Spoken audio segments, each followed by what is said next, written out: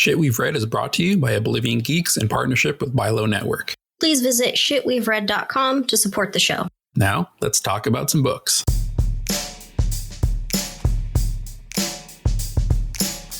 Hello, and welcome to the very first episode of Shit We've Read, a sci-fi fantasy book podcast featuring myself, Laura Benson, and my other co-host. Hi, Jason Rico. How's it going? Today in this triple stuffed premiere episode, we're going to cover not one, not two, but 3 books. It's a lot of books. You sound unsure of this. Are we really covering 3? 3 books. We're going to talk about 3 books in an hour. We're going to try.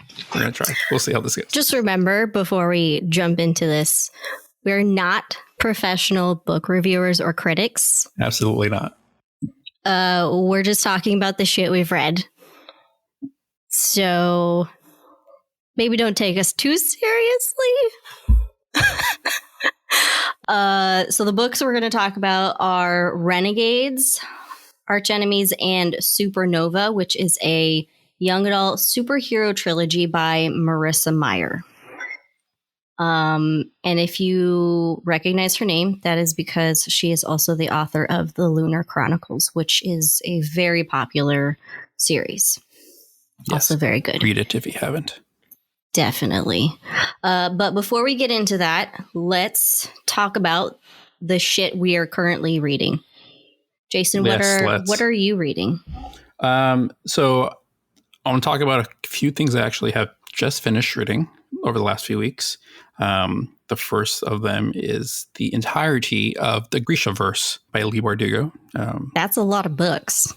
There's 7 main novels and 2 collections of short stories, I guess I would call them. As I'm sure many of you know, Shadow and Bone, it's a new Netflix show, was released on April 23rd, which, as the recording of this, was a few days ago. And I wanted to read all the books to prepare for that. I hadn't ever read them before. They had been on my list, and the show coming out was the kick in the butt to actually sit down and read them. And I really like them. It's really, really good. It's a trilogy and then 2 duologies. And they're all kind of connected. Some characters cross over. There's some new characters. They're kind of independent, so you don't really need to read all of them if you don't want. But I highly recommend that you do, except for the short stories, though, the collection of the short stories. Those are add flavor to the universe, but not really part of the story. It's just, if you're a fan of this, you'll like it. If not, ignore them. I have not read those yet, but I would like to get to them soon. I think I'm going to watch the TV show and then read the books.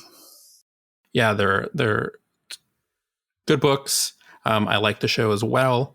And if you are a fan, I'm going to do a plug here real quick. If you are a fan of the books and or the show, we have a couple of friends who are doing a podcast about the show called Grisha Watch, which is part of the Bilo Network. You should be able to look them up on wherever you get your podcasts. And they cover the show. It's done by 2 of our friends. One of them has read the books. One of them has not read the books, so they're coming at it at all. Actually, the person who had read the books told the other person, ignore the trailers. I want you to know nothing about this, so you're coming in totally fresh. And so it's interesting to hear them both kind of come at it from totally different perspectives. It's pretty cool. They do 1 episode per TV episode and compare it to the books also. So if you haven't read the book and you plan to and you don't want spoilers, you could do what I'm doing and wait until you've read and watched them both and then listen to it. Yeah. By the time this episode releases, most, if not all of their episodes should also be released. So again, Grisha Watch, check it out. But I digress. Finished the Grishaverse. Oh, and then that led me to wanting to read Jupiter's Legacy, which are a bunch of graphic novels, because that's also another Netflix show that's releasing on my birthday, May 7th. And so I wanted to Hey. read those graphic novels to prepare myself for that show. And also, those are really good graphic novels. They were good? Okay. Yeah, I like I'm them. hoping to watch them. I'm hoping to watch the show and read them. That title was something that came up a lot in the comic shop. And I know the actor Paul Amos. I think that's how you say his last name. He's in it. And I'm a really big fan of his. So he's been pushing it a lot. And so I'm excited to see him in that show. So Wait, I know that name. Who's Paul Amos? Paul Amos is, I know him mainly as Vex from Lost Girl. Okay, that's what I thought you were talking about. I didn't know he was in the show. Yes. Okay, now I'm more That's excited. how I first found out that they were making it as a show, because he started pushing it on his Instagram. Wait, now I need to look up who he's playing. And then, in case you're a video game fan, he also does the voice of Jacob Fry in the Assassin's Creed game. I'm blanking on which one it's called, but it's the one with the twins. And I've actually met him. I hung out with him. I had drinks with him. You did. I remember being very jealous. When he was in town. And so it's pretty cool to see him in another project coming up. So I'm excited for that title. I did not know that. That makes me even more excited for the show. Yeah. But yeah, it's a good graphic novel series. The simple way to explain it is superheroes, but boomers versus millennials. It's kind of the way it plays out.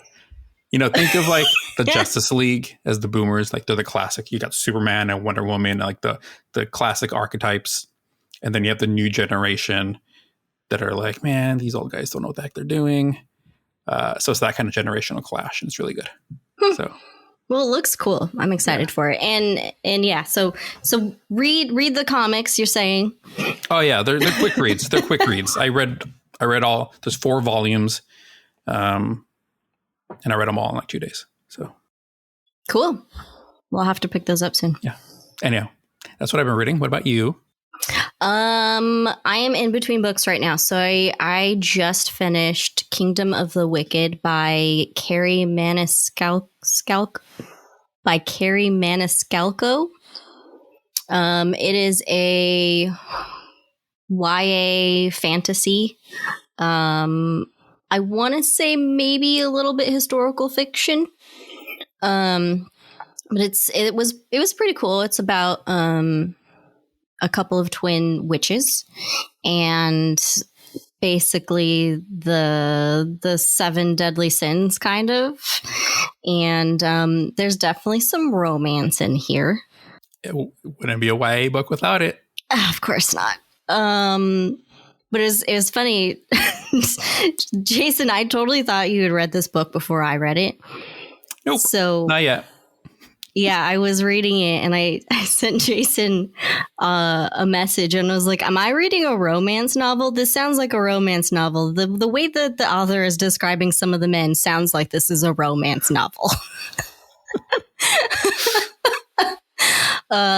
But you know what? Surprisingly, there was a lot more focus on the magic side of it, so it was pretty cool. It did end on a pretty big cliffhanger, so I am waiting for the second book to come out so that I can hopefully get the ending. But I don't know if this is a duology or a trilogy, so We'll find out. I'll find out when the next one comes out. What is that? Kingdom of the Cursed is the next one out in end of October. So I got a few more months. Cool. But I did enjoy it for the most part. So I would recommend it so far. So, all right. So that's what we've been reading. If our listeners would like to share the shit they've just read, please follow us on Instagram, Twitter, Facebook, and send us some comments. Let us know what you're reading. Maybe there's something that you've read that we also need to read that we don't know about. Yeah. And if you've read what we just mentioned, let's talk about it, please. Yeah, because we like to talk about the shit we've just read. That's kind of the whole point of this podcast. All right. So Do you want to jump into our featured books for this episode? Yeah, let's do it. It's a 3-for-1 special this time. Yes. There's potentially a lot to cover being 3 books. Mm-hmm. So we're going to talk about the Renegades series by Marissa Meyer. It falls under a lot of categories. Mm-hmm. So it's absolutely 100% a young adult book. Mm-hmm. Second, I would say superheroes. Yep, agreed. I would say science fiction and romance. Yeah, I would. I think superheroes in general is a subgenre of science fiction. Okay, yeah, no, you're right. Yeah. So. Also, there's a little bit of a dystopian kind of thing going on. A little bit. And what I found really weird was on Goodreads, the number one genre that people had this book under was fantasy. Really? That's interesting. It was a little weird for me. I can kind of see that. But I definitely thought it was more science fiction than fantasy. Yeah, I wonder how much of that is because maybe readers were just associating fantasy with the author. Because I would say she's more a fantasy author than science fiction. So maybe they just automatically just put it in that category. Yeah, that would make a lot of sense for sure. Let me just read the Goodreads synopsis for the series to give everybody kind of an idea of what it's about. In Marissa Meyer's New York Times best-selling young adult series, superheroes and supervillains battle for supremacy of Gatlin City in a high-stakes world of adventure, passion, danger, and betrayal. Possessed with extraordinary abilities, the Renegades are champions of justice, protecting the citizens against the anarchists determined to destroy them. But Nova walks the line of both hero and villain, torn between a desire for revenge against the Renegades and a deepening love for one of its members. Sounds kind of interesting and epic in a way. It definitely piqued my interest when this book was first announced a few years ago, for sure. Yes, same with me. I am all about powered people. So like X-Men, love X-Men. Anything related to that, I'm into. So when I found out about this series, I was very interested. Before we jump into first impressions, what exactly were you expecting from this series just from reading those synopses? Honestly, synopsises? Synopods. That's like octopods.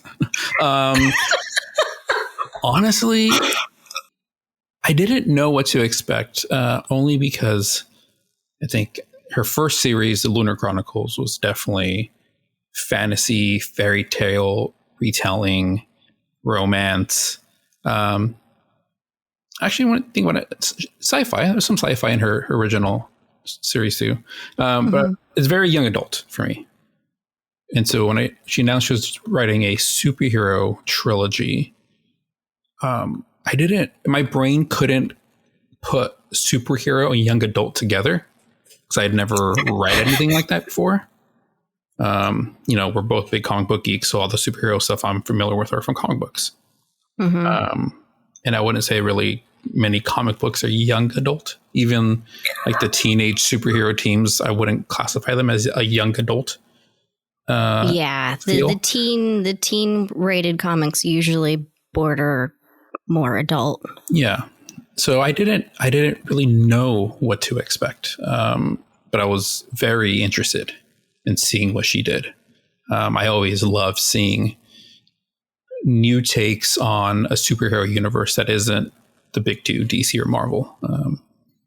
Seeing how people kind of lay out their own universe and their own set of rules for powers and who gets powers and what are they called and what is a hero, blah, blah, blah. So I don't really have many expectations other than I really liked her first series and I had high hopes that her next series would be just as good. What about you? Any expectations? I didn't know exactly what I expected from it. I kind of came into this with the similar perspective in that I did really enjoy the Lunar Chronicles. And so I was hoping for something kind of similar, but being that this is a superhero villains kind of thing, I think I also kind of was expecting something a little more adult. Another thing that I was very interested in was the whole balancing between good and evil. I've not really read very many books that the protagonist was kind of morally ambiguous. So I was very interested in reading this series to kind of, explore that aspect of following somebody who's kind of technically the bad guy, but also kind of the good guy in, seeing how their journey is, where they want to go. So I was, I was very interested in getting more into the kind of villain side with this. I don't think makes sense. Yeah, totally. No, it does. I don't think I realized how much the villain side would play into the series. I think when I read the synopsis for the very first book, I kind of just took it as, okay, superhero story, I'm down. Sign me up.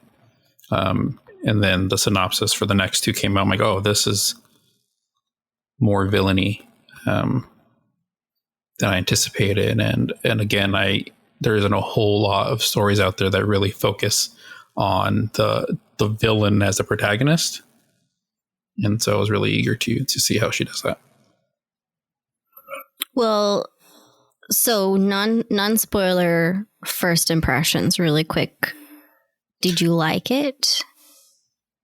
Overall, yes, I did like the series. I will admit, I think I judged it a little more harshly than I would another series just because it was superheroes and I have knowledge of superhero stories. And so I just couldn't help it. As I was reading it, I was like, okay, well, this has been done before. And I've read a story like this that was done a little better. And so that kind of like stopped it from reaching like 5-star status for me. I will say, though, there was one major thread throughout the entire series that really bugged me. It wasn't a huge issue in the first book. It was definitely an issue in the second book. And then it totally ruined the third book for me. Oh, no. And we'll get to that later. But okay. That aside, I did like it. I did like the characters and just kind of the mythology she built in her world.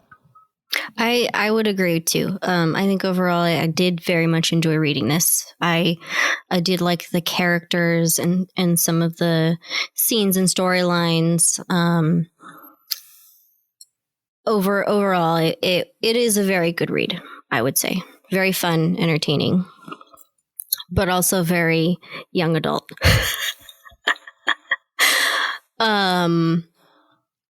Okay, so if any listeners have not read this series, we're going to jump into spoilers now. So tune out, go read it, and then come back. Mm-hmm. We'll wait. Okay. Okay, spoiler impressions. I want to start with what did we specifically like? Do you want to go first? If you have something, go ahead. I have to think about this just a little bit. I honestly, I think I really just liked the characters in general. I feel like it would have been really great to learn a little bit more about some of them, have more scenes or more opportunities to dig into their deeper character and also their powers, see what their abilities are. Some of them felt a little two-dimensional sometimes, but I feel like there could be a lot more to those characters. Yeah.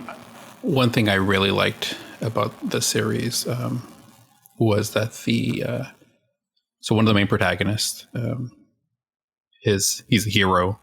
His parents are essentially like the Superman and Batman of this universe, and they are a couple. They are a gay couple, and I really like that. Like I thought that was cool. Didn't really change the story at all. I mean, there is nothing really that was dependent on them being men or heterosexual couple or whatever. It just did. It was what it was. Like, yeah, but it just was a nice change of pace. And on top of that, the main protagonist kid, he was adopted. So they weren't even his biological parents. He was adopted. Again, so I like that. It just kind of takes the norm and just twists it a little bit and makes it fresh. So I really like that. I did like the characters. I liked seeing her kind of take these archetypes in superheroes, like the Superman character and the Batman character, and you know, the vigilante and the villain, and kind of just do her own take on these. As I was reading, and every time a character would be introduced, I was like, oh, that character's like Green Lantern, or that character's, you know, like this character, or the and that's always fun for me, just as a comic book geek, just to see new takes on what we already know. Yeah, I thought that you could see where she got some of her inspiration, but still also did some things to make the characters her own. It is hard to create something new these days, so it was a nice change from what we're used to reading. I'm very curious, and I honestly should have looked this up already, but I'm curious to know what her background with comic books is. Oh, yeah. And know all these characters. Did she just create them from scratch, and they just happen to be similar to other characters just because, like, there's only so many different things you could do with superheroes? Or is she familiar with superheroes? Like, you know, I'm going to make my own version of this character, or my own take on that character, you know? Yeah, that's a good question. I would think there might be some kind of background to it. But I don't know. We'll have to look that up later. Yeah. Or if any listeners know, feel free to let us know. Okay, what do we not like, Jason? Oh boy. Okay. So okay, my biggest gripe with this series was we've already had spoilers. I'm just going to dive into it. Yep. Go for it. Nova. She is a villain who is infiltrating the good guys. She's going undercover and infiltrating their organization. Her villainous persona has the ability to put people to sleep. Her superhero identity, her power is to not fall asleep ever.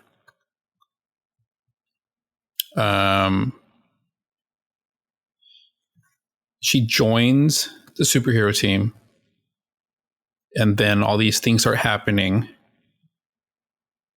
Okay, let me just back up. Let me back up. I'm so frustrated. It annoyed the heck out of me that no one knew she was the bad guy. Everybody was so stupid to not realize that she was the bad guy.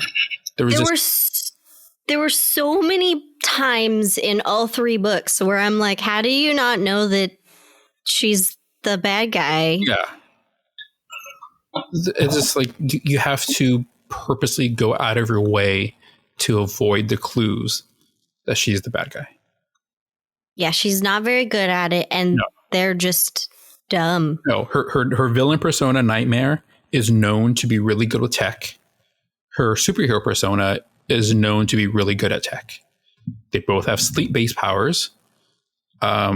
She happens to join like right at the same time that Nightmare kind of shows up and tries to kill Captain Chromium.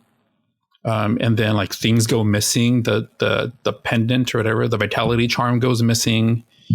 The superhero comic books that Adrian wrote as a kid that were like the inspiration for his other persona go missing. The only other people that knew about these comic books were his parents and Nova. And like no one's putting any of these clues together. Like it was so frustrating. It wasn't a huge deal in the first book. In the second book, I'm like, people, really, you should be figuring this out. Come on, for reals now. And then the third book, what really pissed me off was they finally figure out she's the bad guy. Dana, I forgot her name, her name, the girl who turns into butterflies. Mm-hmm. She knows. She's suspecting her. She follows her. She figures out she's the bad guy. They put her in jail.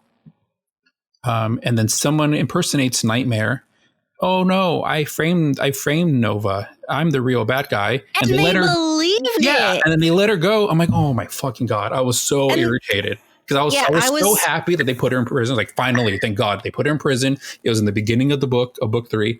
Fine, the rest of the book can deal with all this. Nope, just kidding. She's back to being a hero again. We're dumb. I'm sorry. I thought you were a villain. I don't know why I ever thought that.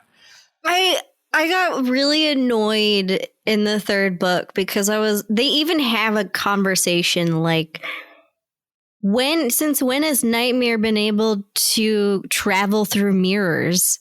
And they're like, well, I don't know. Sentinel has more than one power. And it's like, what? Why would you believe this? Yeah. Why? Yeah, what makes more sense? That the girl whose power is mirror travel can also put people to sleep, or that the person who can put people to sleep can also not fall asleep herself? Like, which of those two combos make more sense? And then also, like, this might just be a matter of we didn't see all the heroes in this universe. But the people that we were introduced to have very specific powers. Like, very specialized power. There isn't a whole lot of overlap, which just leads me to be more frustrated at the fact that putting people to sleep and not falling asleep very much overlap. Like, yeah, you're right. You're right. It's not a very common thing. Like, people should have realized right away, like, hold up. You know. And it's funny because part of me is like, well, they're kids. They don't got a lot of experience. One guy's in love with her. Like, maybe they got some blinders on or something. But then it got to the point where I was like, no, these people are just dumb. Yeah. Because even if it is a teen seeing this, like, there's the adult in the group, the council. They've all been around forever. No one sees this. Like, and this is another reason why I say this is very much a young adult series. Yeah. Yes, very much. Because things would be very different if this were new adult or adult. Yeah, things are just very convenient in this book just to drive the story that she wants to tell forward. Yeah. Another thing that I did not like and I was constantly confused about is throughout all 3 books, there's a sense of this is a dystopian age, you know? Yeah. But at the same time, there are multiple scenes where it's super high tech. Yeah. And like, there's never really reference to them going to school or how they get education. There's references of like, oh, schools closed 30 years ago and we've been trying to get things back to normal. And I'm just like, what? I don't know what's going on in this world. Like, I'm picturing super high-tech, amazing buildings, but then it's describing like the slums. Yeah. Or destroyed buildings. And I'm like, I don't understand. I don't know what I'm picturing this world to be because it was constantly changing the description of their environment or the history. I feel like it was dystopian in name only. Like, there wasn't a whole lot of dystopian elements to it. Like, yes, at some point, maybe civilization kind of fell because of these villains. But at this point, like, things seem okay. Like, there's television, there's news, there's society's kind of still going forward. Like, it's I don't know. I kind of feel like Marissa Meyer just fell into the young adult trap of making this a dystopian story when it didn't need to be dystopian at all. I don't think it really played into the story at all. Yeah, the story definitely could have still been told without that dystopian aspect to it. Yeah. I don't know. Maybe she just wanted to mix it up and twist, the superhero concept that we know, but it didn't really do anything for me. It's just like, okay, whatever. I think that is a nice segue into the next question. Mm-hmm. How successful was this trilogy as a superhero story compared to actual superhero comics?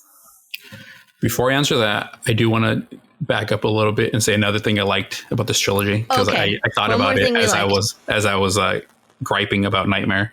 I loved Sketch's ability to turn his drawings that come to life into tattoos. That I thought was awesome, because there are characters who can turn drawings, make them real. That exists. There are people who can have their tattoos come to life, but I've never really seen someone who can make a drawing come to life and translate that into a tattoo, I guess. And I just thought that was really cool. Yeah, no, that's a good point. I hadn't thought about that. It's funny, when I first started reading this and we were learning about his power, I kept thinking of that one episode of SpongeBob. I never really watched he SpongeBob, has, though. I can't remember the details. Somehow a doodle, it was just like a really simple doodle was made that looked like SpongeBob, and it came to life and it like wreaked havoc. But this kind of changed my perspective. I think there's a one of the issues of one of the books in the Goosebumps series, I think, dealt with a kid whose drawing came to life, if I remember correctly. I'm gonna have to go back and double check that. But yeah, anyhow, sorry. Your question about how successful this was as a superhero story. Actually, we're going to have to edit this. Okay. I want to go back to what we did not like. Okay. One of my biggest gripes is the ending, the literal very ending. Oh, okay. From, I'm blanking on her name, the little girl. I want to say her name was Evie. Maybe her other name. Magpie. Magpie. Yeah. So we find out, which I had already suspected forever ago, we find out that Magpie, this little girl, this annoying, rude little girl through the whole book, the whole series, is Nova's little sister, Evie. They all think that she died, right? Mm-hmm. She didn't. That's her. Surprise. But the whole explanation behind her surviving makes no sense. Oh, no, not at all. I read it. No sense. Okay, fine. She survived. Okay, fine. But then they say, like, it says, like, her landlords found her and, like, took care of her and said that she had a sister and all of this stuff. Like, told her what happened, basically. They apparently never told the Renegades, oh, by the way, this little girl didn't die, that you just investigated her family being murdered. And they didn't tell her her real name. She's going by a completely different name. She knows, I think she knows her sister's name is Nova, right? I can't remember. I want to say... I don't think she knows that she No? has a sister, honestly. No, it talks about it at the end of the book. She knows that her sister is out there, potentially out there somewhere. Oh, then they told her she had a sister? Because she was too young to know that, right? Well, no, whoever was raising her told her that her family was murdered. Yeah. And Evie survived, but her sister was missing. So she knows her sister is probably out there somewhere. But it's like the landlords and her neighbors, they're all going to know everybody's name, especially the landlords. So I'm like, I don't understand how, like, why is she going by a different name? How does she not know anything about her family? How does she not know that Nova's her sister? it made no sense to me. It bugged the crap out of me. Yeah, Still no. does. Now that you bring that up, yeah, I was very confused. It makes no sense. I had to look up, like, I Googled it because I needed an explanation. I needed somewhere out there to explain it to me. Like, how does this make sense? Because she got shot as a baby and was pronounced dead. Captain Chromium came and saw this dead baby. Like, they pronounced her dead. She was dead. But just kidding, she's not dead. It's like, wait, what? How does that make sense? Like, it doesn't really explain too how she survived. Like, her power doesn't have anything to do with removing bullets. it's magnetic. Her power is magnetic. Oh, is it? Yeah, I had to look it up, and according to like the official like Renegades wiki or something, she has magnetic based powers, which I guess is okay. Like the metal of the bullet activated the magnet powers or something. But I don't understand how like Go ahead. Like, okay, if she was shot and then immediately her powers were triggered to stop the bullet, I'd buy that. Okay, fair enough. It makes sense. Like there's a heightened sense of reality and she's got shot and the magnet power stopped the bullet from going in or whatever. Fine, I could buy that. But she was quote unquote dead. So I don't know how she dies but stays alive. Like I don't know how her magnet-based powers keeps her alive but dead enough that other people think she's dead. Right. She would have to have some kind of healing ability at that point. Right. Uh-huh. Good point. Like this like, a little weird. Again, I think this plays into like, again, Marissa Meyer just had a story she wanted to tell and was going to make it work, even if it didn't. You know, like, and to your point of like, how does she not know her sister's out there? I think that can be explained a little bit of she was probably told that her family was murdered. She's the only survivor. So from her point of view, she's the only survivor because Ace Anarchy took Nova. So everybody else thinks that Nova's dead. But Nova thinks that their sister's dead. So they both know they have a sister out there. No, sorry, let me rephrase. They both know they had a sister, but that the sister died. So they're not looking for each other. I think. Either way, you're right. That last part of the book made no sense. It's very frustrating. I felt like it was kind of thrown in at the end to be like, hey, I might write a fourth book and it'll be from her point of view or they'll reunite. I didn't set it up that way, but I might write a fourth book.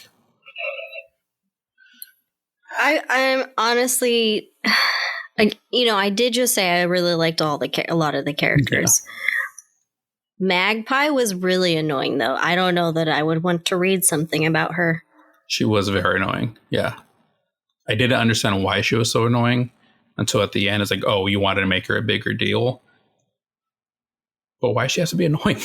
Like, she's so annoying. She's so rude and just like a stereotypical rude, annoying little girl. Yeah. I wanted to like her. And there were times when I did. But for the most part, it was just like she wasn't really likable enough for me to want to read more. Nor was I given enough to want to learn more. Like with the Lunar Chronicles, Marissa Meyer did end up writing additional, I don't know, was it a novella, short story about the villain? I'm blanking on everyone's names. Levana, I think. Levana, yeah. She did write like a book about her past, like how she grew up and leading into who she is in the main story. I was interested in enough in Levana to want to learn that because you could tell there was a lot more to her character. But with Magpie / Evie, I didn't get any of that. It just felt like she was just a little random Easter egg that was popping up every so often in all 3 books. The more I think about the stuff I didn't like in this book, the more I'm remembering. which is weird. You just read them. No, I know. But it's weird because I keep thinking of all these things that like really annoyed me, but I still liked it overall. Like it was weird. Like the parts that she did really well. It was just certain decisions were made that just were really frustrating. Like even after they realized that Nova was the bad guy and she was the spy and the traitor, and she tried killing Adrian's dad, like basically Superman in this universe. Like everybody kind of just forgives her because she turns and becomes a good guy at the end and stops her uncle. I was like, no, you literally try to kill some. You tried murdering somebody. You infiltrated the Renegades. Like you can't just be forgiven. But I love you, Nova. You know, like I'm a teenage boy, and you know it doesn't matter what you did. I'm gonna love you regardless. I'm like, oh. Once again, the romance element in the book is ruining it for me. Kind of took over. Yeah. Certain things. I could buy that to a certain point until his parents were like, there's no such thing as villains. It's okay. And I was like, yeah, right. It's okay. For real? Yeah. She's tried putting a couple like ethic questions in here. Like, if you have the power to take someone's powers away, like who determines who can do that, right? Like, do people in power, people who have the power get to make the decisions or not? And that's a really good question. I really like that she explored that.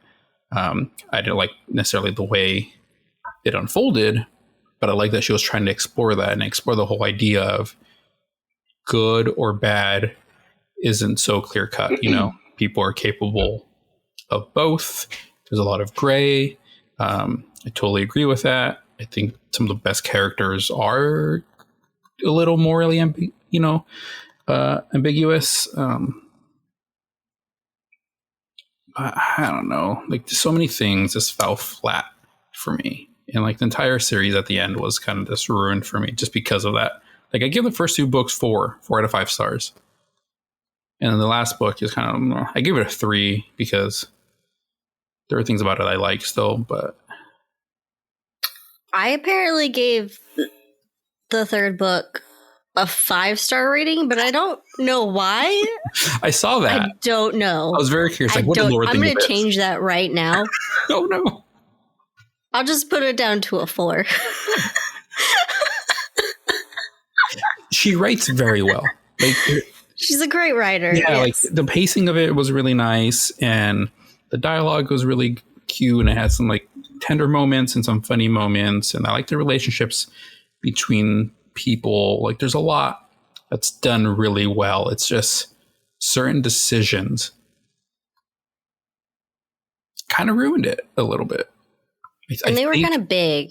Yeah, like big decisions. I think the story that she wanted to tell wasn't a young adult story. And she tried to make it fit into young adult. And so I could see that. The romance kind of ruined it a little bit. You didn't really get to dive really deep into the moral questions and the ethical questions and really explore that. So it's disappointing. I think that's, yeah. And that kind of connects to what my initial expectation was, that I thought this was going to be more of a darker adult type book where I got to explore that villainous, morally ambiguous side. Mm-hmm.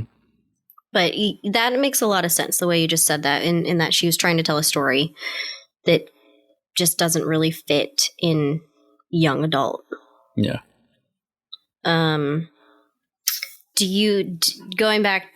Going to our question that we've next ignored question. for 30 minutes. How successful was this trilogy as a superhero story compared to actual superhero comics? Now, before you say anything, I'm going to just be open in that I haven't read very many actual superhero comics. Most of what I read are indie. There's a little bit of superhero there, but I think you have a little bit more knowledge in terms of superhero comics. So what were your thoughts on that? Well, I think it's tough to tell a superhero story in a trilogy just because by the nature of comic books, they're ongoing, right? So you get these long, drawn out stories that you can tell over multiple issues that carry on to the next story. And so you have those really long arcs. Superman, Batman, Spider-Man, they all have long history. So they evolve and they change, and some things work, sometimes things don't work. So it isn't just like I have to get it right in 3 books or else it was a failure. Just a superhero story, it was okay for me. I wanted to see more of the superhero universe. Like if you took the superpower part out of it and just made it like a like a government organization, or like people that had like tech, like more like Agents of S.H.I.E.L.D. kind of thing, I think the story still would have played out the same. So I don't think the superpowers really did much other than maybe like Sketch and Max, whose powers were really the focus of the entire story. Everybody else was just like, You're right. They have powers, but they don't really play into it. Yeah, some powers could be not there for the story to still move fluidly. So you're right. It didn't really lean too heavily on the actual powered aspect. And then even like superhero comic books that we know them, the superhero and a supervillain. The supervillain like usually always wants to take over the world, or kill the bad guy because they're aliens or whatever. The bad guy organization in this, the anarchists, until the very, very end, their whole idea was not like getting rid of the superheroes. It was just letting people with powers just exist. So it kind of started feeling more like X-Men. And X-Men, while yes, it is a superhero story, I think it's more like a social commentary on letting people who are different just exist and be in their space and not like stopping them from trying to be themselves. I don't know. I'm just ranting at this point. I think we've talked about a lot of bad negative stuff, but I still want to say I still enjoyed this series overall. If anybody's listening to this and they have not read this trilogy, they're not going to now. Like, we did not convince them to read this trilogy. I'm sorry. I know. I will say, if you like superheroes, if you like young adult, if you like mystery, and if you like a romance, you will enjoy this series. I truly think you will enjoy the series. I think it was still entertaining. It definitely still was. What worked really well, and I think there's more of that than what didn't work. It's just the things that didn't work are just so like glaringly frustrating because they could have, I think. And I wanted them to work and they just didn't. So that's why it's more like frustrating and less like, oh, I hated this book, it's so bad. It wasn't that. It's just it could have been great, but it just kind of was a letdown. Especially because I know the author is capable of it. The Lunar Chronicles is great. Like I'm not normally one to say I like young adults or like fairy tale retellings, but that's exactly what the Lunar Chronicles are, and I love that series. Like it was awesome. I agree. Very much so. Was there anything more specific that we wanted to talk about? No, let's move on. So again, there's 3 books in this series. I think you did the math on the Goodreads combined average rating here. I did. I was very curious to see what we gave it. So the series itself has a combined rating of 4.29 stars. Yeah, out of 5, which is pretty good. I can't. I gave each of them. I gave 1 and 2 4 stars, and then I don't know why. Again, I gave the third one 5. I just changed that to 4 though. If I had to predict why you gave it 5 stars, I will say, except for the very, very, very end, which we've already talked about, like the overall resolution to the story, I think was pretty good. Like the whole idea of her discovering that her uncle isn't the person she thought he was, and realizing that he needs to be taken down, and kind of the idea of like where the superpowers came from, and the, the light that her dad made, and I don't know, like there is, the ending was pretty good overall. Yeah, I did very much enjoy that the entire scene that happened at the church.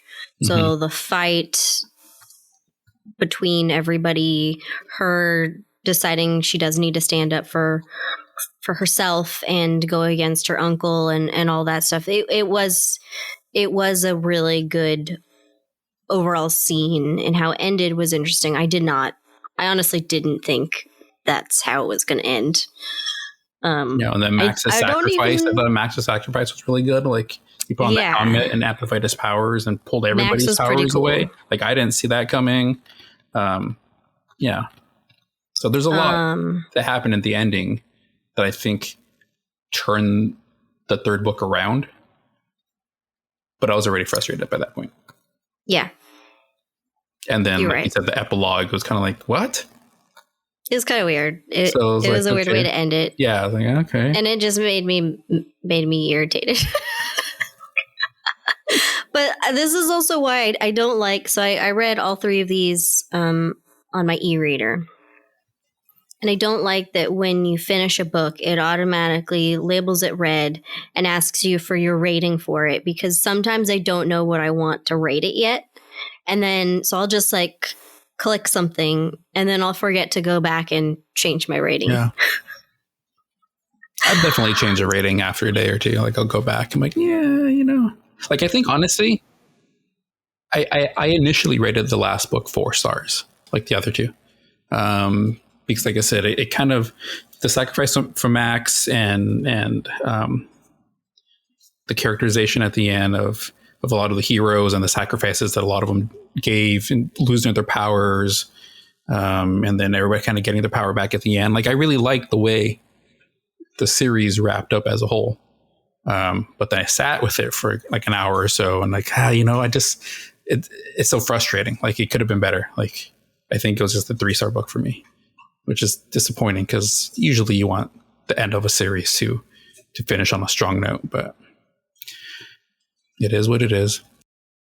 Yeah, that epilogue kind of did not help out. Epilogue, right? Mm-hmm. Yes. Okay. I think that's probably all we've got to say on it for right now. Yeah. Is there anything else to add? No, I think we covered all the big things.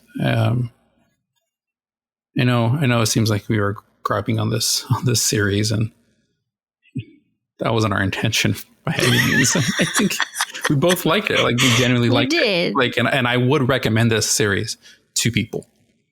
Like, oh yeah, definitely. I think I just held it to a high standard because, like I've said before, the Lunar Chronicles is great, and I know she's capable of doing a really great series. And superheroes, like again, I will admit, not fairly, but held it to a higher standard because of other superhero stories I've read. But if you take away those 2 biases I had against it, it was a really good series. Yeah. And I think people, for the most part, will enjoy it. I agree. I would definitely still recommend it. And I keep saying I still was very entertained and I had fun reading it, despite these things that just bugged me. Well, before we close out this episode, What other books would we recommend if people enjoy the Renegade series? I feel like obviously we would have to recommend Marissa Meyer's other series, The Lunar Chronicles. Definitely, yeah. That one has officially 4 books. There are a couple of like half books or novellas to fill in. But it's Cinder, Scarlet, Cress, and Winter. And again, these are young adult reimaginings of classic fairy tale characters set in the future. There's like all kinds of different things in it. It's definitely fantasy, but also very much sci-fi at the same time. So you get a lot of like androids, cyborgs. There's some genetic engineering stuff in there. There's hacking, space travel. They literally go to the moon. And on top of that, there's some kind of fantasy type stuff to it as well, like some interesting powered magical thing. I don't know how to say it without giving spoilers. But it was a very good read. I would definitely mark these as some of my favorites. Oh yeah, I 100% agree. Another thing that I was kind of reminded of while reading this was I think it's called Market of Monsters series by Rebecca Schaefer. There's 3 books, Not Even Bones, Only Ashes Remain, and When Villains Rise. This is a little bit more towards what I was originally expecting from the Renegade series, in that it's a lot darker. It is more about, the main characters are more villain, kind of anti-hero, morally ambiguous. There's a lot of things that happen in it that I don't personally label young adult, but I think this is considered a young adult series.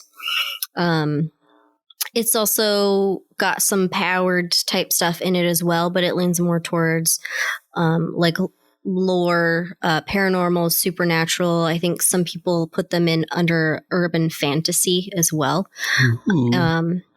I really enjoy it. I definitely recommend checking this one out, especially if you're looking for something that's a little bit darker. I had not heard of that one, but I think I'm going to put that on my list. That sounds pretty interesting. Yeah, and it's funny, I discovered this series on Webtoons. So I read a lot of Webtoons comics, the app Webtoons, and they are currently adapting this series to be a webcomic. So I started reading the first season, which is a retelling of the first book. And I got to the point where I was like, I really like this. I'm just going to read the books. So then I jumped on the books, and I jumped on at a good time because the 3rd book came out very shortly after I started reading them. So I was able to kind of read them all together. So yeah, definitely recommend that one. Cool. Did you have any recommendations? Yeah, a couple of things came to mind when I was reading this series. The first 2 are comic books because of the superhero thing. The first of which, I would say the first 3 volumes of Thunderbolts Classic, written by Kurt Busiek and is published by Marvel.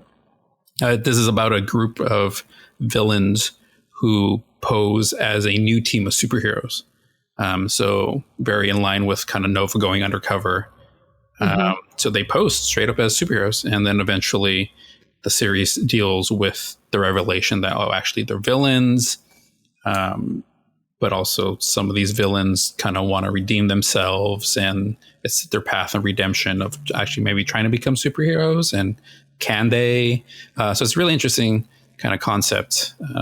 The second thing that came to mind as I was reading this was any of the stories involving Midnighter and Apollo, who are 2 superheroes published by DC Comics. Essentially, whereas in the Renegades we had Captain Chromium and I'm blanking, was it Dreadwarden, I believe, who are kind of like the superhero and Batman of the universe, and they're a married gay couple. Midnighter and Apollo are the same thing. They are analogs to Superman and Batman, and they are a married gay couple. So if you like that element, I would definitely recommend kind of checking out anything that involves them. I know they were first introduced in the series called Stormwatch, and then were part of the Authority. Both of those series are very mature. So just FYI, but they've been in other series that are a little more for everybody as well. And then one book series that came to mind as I was reading this was the Shike Files. The first book in that is called The Rook. That's by Daniel O'Malley. If you liked the mystery element and the superpowers of Renegades, I think you'd really like this book. It's about a woman who wakes up with no recollection of who she is, but she must follow the clues left by her former self to discover her identity and track those who want to destroy her. And it also involves a shadowy government organization whose members possess supernatural powers.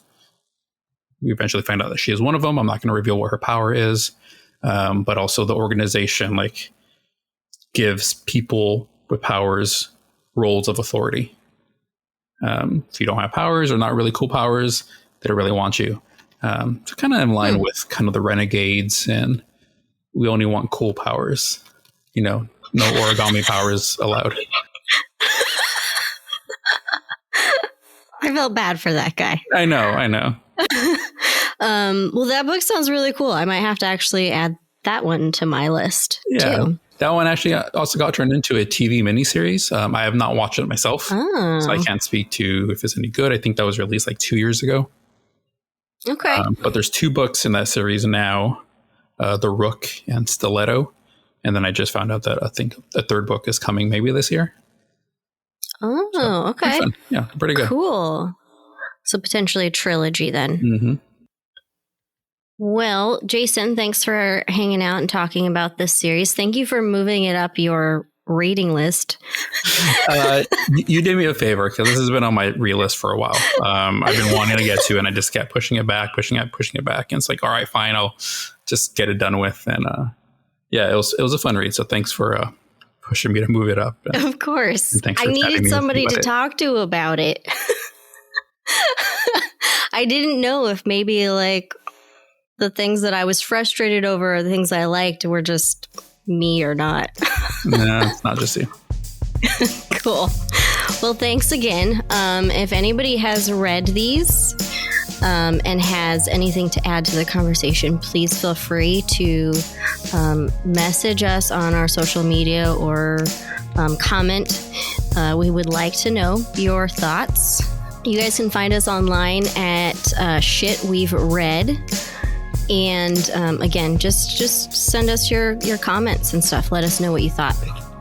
And if anyone wants to follow us individually, you can find me at AKA_LB ELLEBEE.